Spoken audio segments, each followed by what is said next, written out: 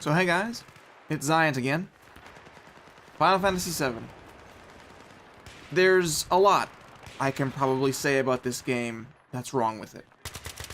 And I've thought for a good deal of time about what I think is wrong with it. And I don't know if I want to really voice my opinions quite yet.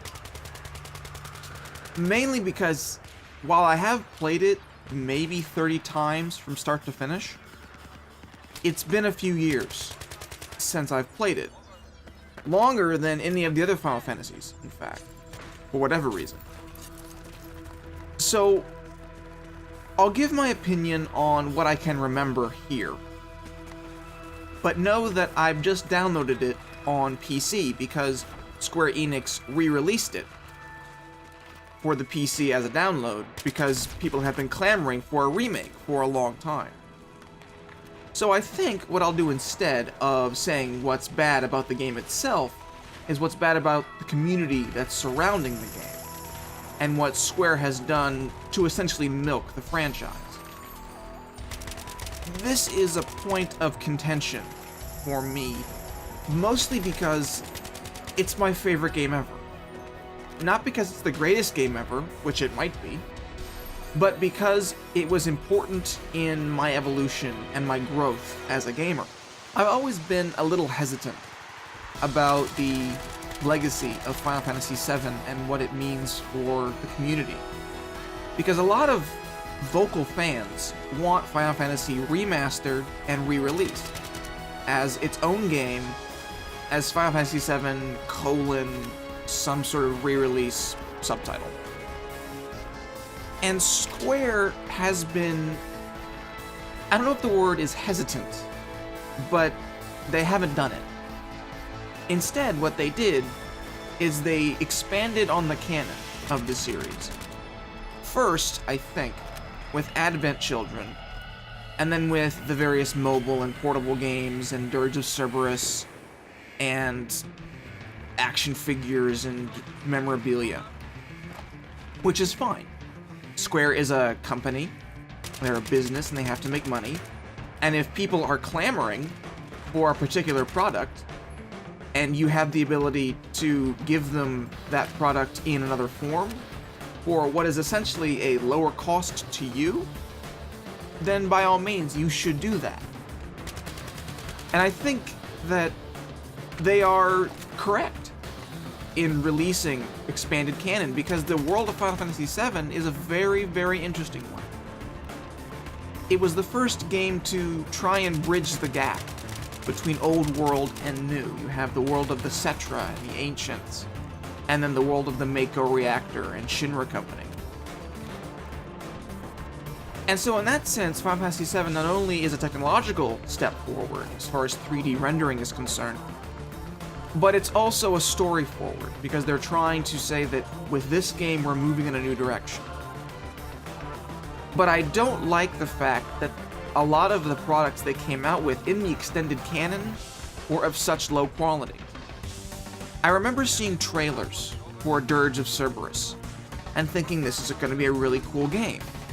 And it wasn't. It was mashed together in what seemed like a really short amount of time. The mechanics were clunky, the story was not nearly what it should be. Advent Children was essentially just a waiting game until Sephiroth showed up. A lot of the PSP game Crisis Core was interesting, but I never really cared that much about Zack in the first place, and Sephiroth being explained several times over the course of the canon. There was no need for a Crisis Core, but they needed a story to tell.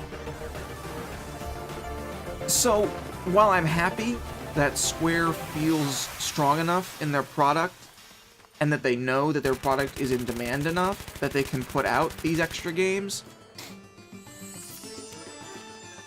I don't want them to completely redo Final Fantasy VII, because that would be silly. What I want them to do, and what I hope they've done with this PC re-release, is do the game justice that the canon and the games after it and the movie didn't do. But since I may as well talk about one mechanic that I didn't like from Final Fantasy VII, it would probably be the means of acquiring ultimate weapons and limit breaks. I'm going out on a limb here because as much thought as I've given this, I can't come up with a mechanic I didn't at least like a little bit. But some of the limit breaks, the final ones, are really almost grindy to get. Aerith's especially, you only have her for one disc, and that's barely enough time to get to the second limit break tier, let alone both of the third tier ones. And while I know it's possible to do, it's not particularly fun or within the set time frame of the game.